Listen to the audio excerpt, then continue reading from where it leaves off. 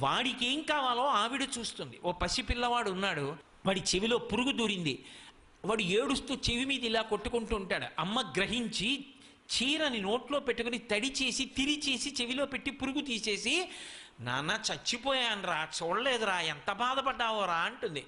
వాడేమి నోరు విప్పి చెప్పక్కర్లేదు. మలమూత్రంబులతో మహాభయముతో మాతృస్తనాపేక్షతో చలమూర్ఖత్వముతో సదాభ్రమతతో చాంచల్య చిత్తంబుతో బరువైనట్టి కపజ్వరగ్రహ మహాబాల్యామయ శ్రేణితో కలనైనంతమ చింతలేక చెడితిన్ కామ్యార్థినై శంకర అంటారు.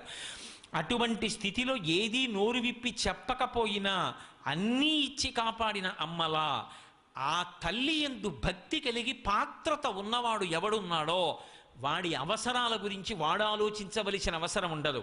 వాడి అవసరం గురించి అమ్మవారు ఆలోచించుకుంటుంటుంది. వాడు నా కొరకు రక్షింపవలయువాడు అన్నారు శ్రీ మహావిష్ణువు అష్టమస్కంధంలో భాగవతంలో.